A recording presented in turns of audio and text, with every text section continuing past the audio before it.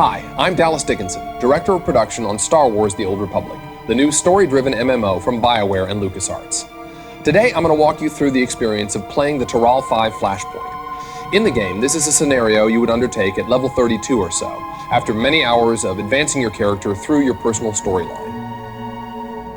Like other Flashpoints in the Old Republic, Taral V is designed for 4 players, and whether you're playing with your friends or a group you just met on the game, teamwork is critical if you want to succeed.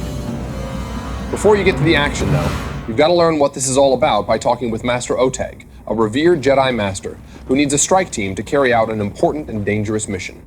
Welcome, friends. You're even more impressive in person.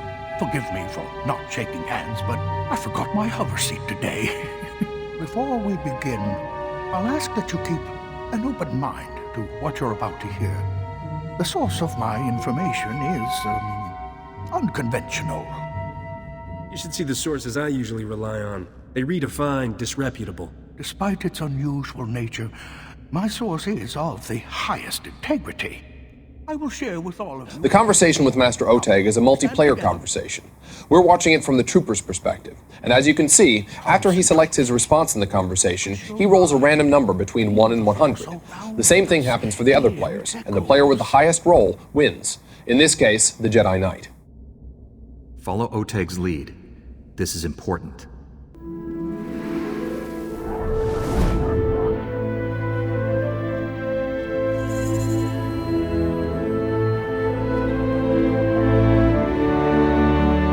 It seems that Master Oteg has somehow enabled the entire group, even the non-Force users, to speak with a Force ghost. She is here, a Jedi without physical form.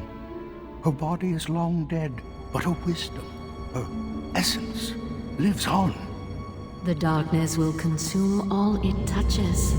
Stars will burn black, ashes raining on lifeless worlds. Everything ends. The prisoner holds the darkness at bay, lost inside it for 300 years. His strength will fail. Then he will become the darkness. This prisoner has been fighting the Empire for centuries. How is he still alive?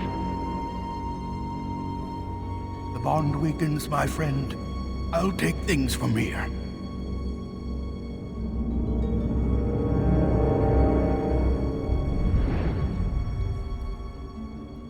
She's told me many things.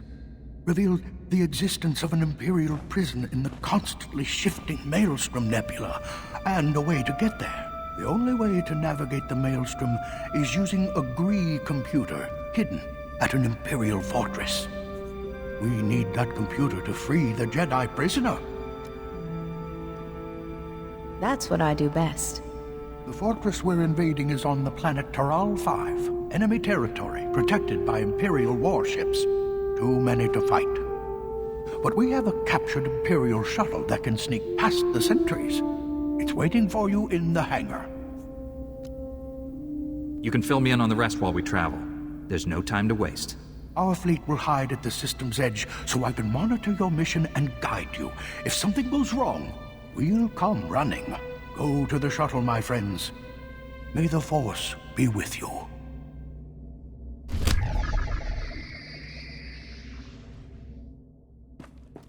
All right, the team's ready for action, heading for the shuttle that will take them to the planet's surface. This shuttle sequence is one of our cinematic cutscenes. You're going to see we have cutscenes for departing from and arriving to most, if not all, of the planets in the game.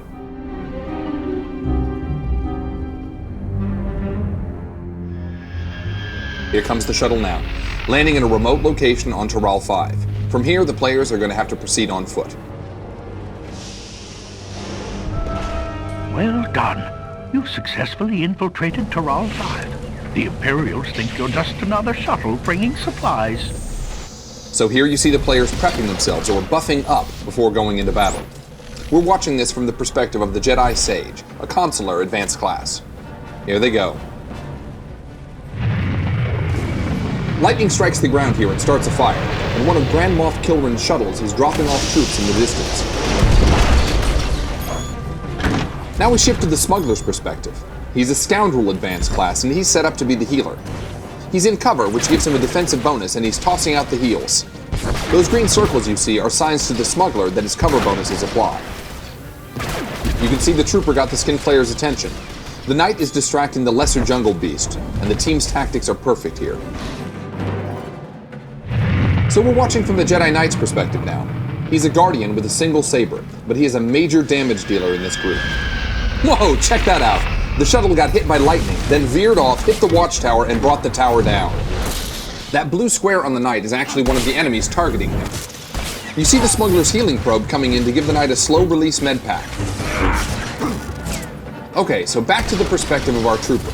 He's a vanguard, which means he gets access to the heaviest armors in the game, and a reactive shield that increases his threat towards enemies. So now the team is headed over to destroy this Imperial research station. That's actually part of a bonus mission inside the Flashpoint. Oh, and they're ambushed by jungle crawlers. The trooper needs to make sure they don't swarm the healer.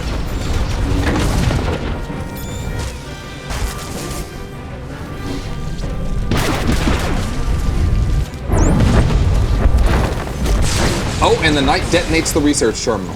This explosion finished off the jungle crawlers, essentially giving the team some free experience. Nicely done.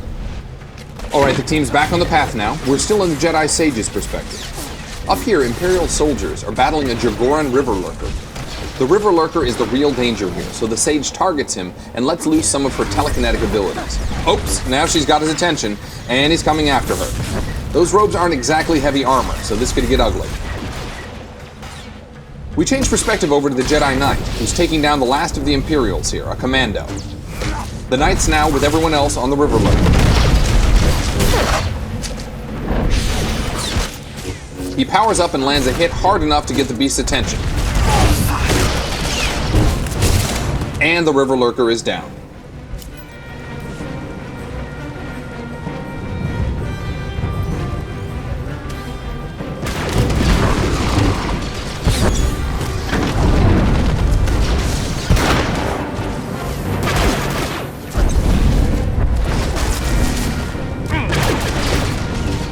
The trooper's got the Vine Cat's attention, but the jungle crawler is on the smuggler.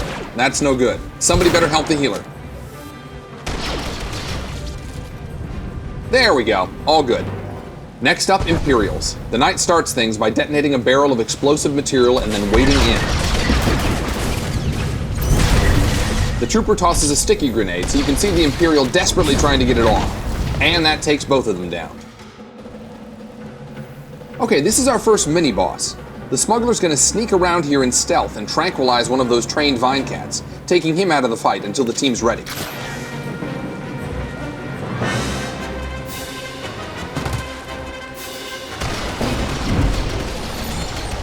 The Jedi Sage is setting up a stasis field around the left Vine Cat, so everyone can concentrate on that mini-boss. Now it looks like the trooper tossed a sticky grenade onto the handler. This move packs a punch, but it's also damaged that first Vine Cat, breaking him out of his stun. Everyone's focusing their fire on the handler, and the trooper's doing a good job of holding the enemy's attention.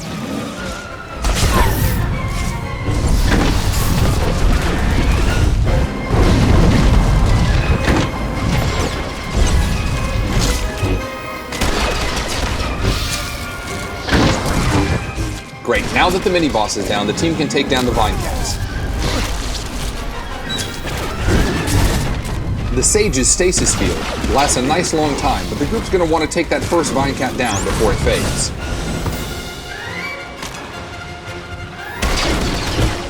Just one Vine Cat left now. All four players are using their strongest attacks now to bring him down quickly. And the trooper finishes him with a stock strike.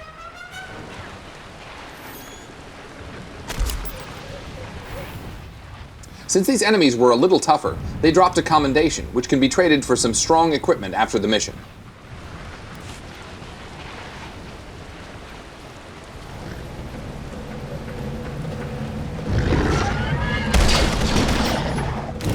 Further up the path, the team runs into an Imperial patrol, and it seems they've already got their hands full. As you can see, jungle skin flayers are no fans of the Imperials either. You can sit back and enjoy the show, but if you want the maximum amount of experience, you can rush in and take them all down.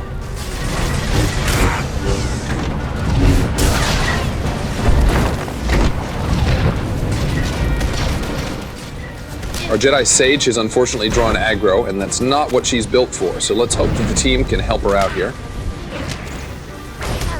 Here comes the trooper. To the rescue. Good job.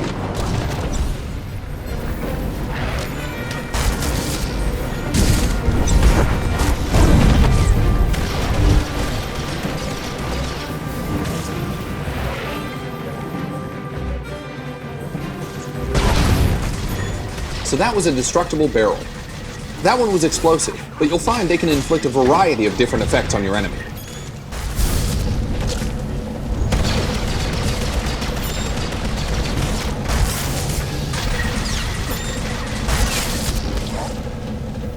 After blowing up this research station, the team is going to move on to the entrance of the Imperial base.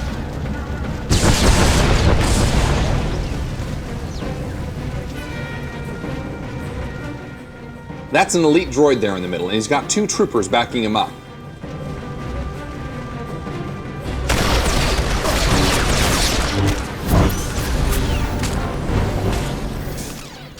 Back from our trooper's perspective, you can see he's tossing a cryo grenade at one of the other troopers, so we can concentrate on the elite.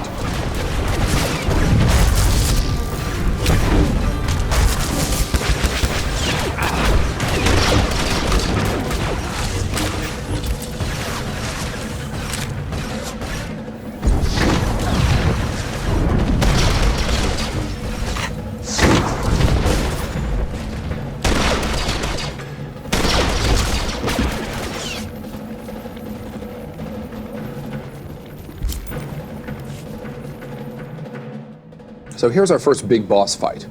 You see Captain Shivanek up there on the deck. But as they attack, he's released his pet, Ripper. Ripper's a little tougher than Captain Shivanek, so luckily the team knew this in advance because they're clever and have probably died several times trying to do this Flashpoint. So you can see the Jedi Knight in the background is trying to take care of Captain Shivanek. The Jedi Sage is there with him. The Trooper is taking aggro from Ripper. And he's partnered pretty much with our smuggler. The smuggler is going to keep him alive as long as he possibly can. And hopefully our 2 Jedi are going to take care of Captain Shivanek and be able to help out. The smuggler is also responsible for keeping the Jedi alive, so we've got to do a little bit of multitasking here. As you can see, Ripper could take that trooper down very quickly without some help.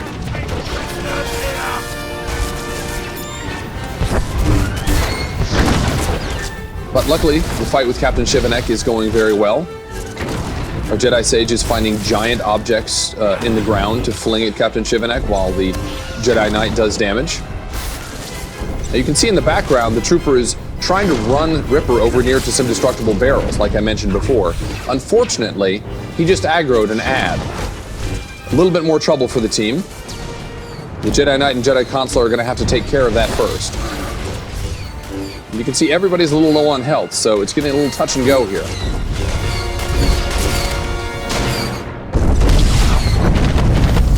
But luckily they were paying attention.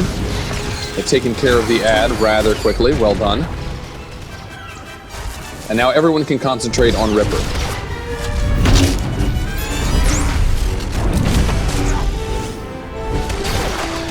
Trooper got a little low on health there, but luckily the smuggler was paying attention.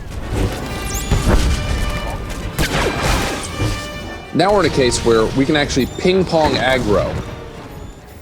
The trooper can take the rage of Ripper for a while, and then the Jedi Knight can attract him. This actually minimizes the amount of damage that Ripper can do. It's a very efficient way of taking on difficult enemies. Now when his trainer, Captain Shivanek, died, he got a buff called Enrage. So he's even tougher than he was at the beginning, making him a challenge for the full group.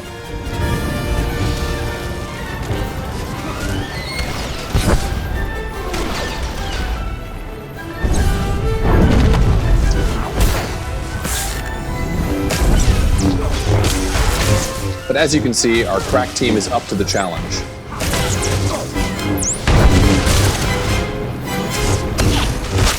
Before you can enter the enemy's fortress, we have to disable its security grid. Against all odds, the team pulled it off. They defeated Captain Shivanek and Ripper. They'll go on to the next portion of the Flashpoint. and if they continue to work together, they may eventually free that Jedi prisoner Master Oteg was so worried about. Even though this is just a portion of the Flashpoint, we hope it's given you a complete feel for what the experience is like. It's fun, it's fast-paced, and it takes smart tactics from each player on the team to pull it off. Taral V is just one of several Flashpoints in Star Wars: The Old Republic. We don't have time to show you all of them. Really, the only way to experience all of this exciting stuff is to play it in the game. So thanks for watching, and we look forward to seeing you there.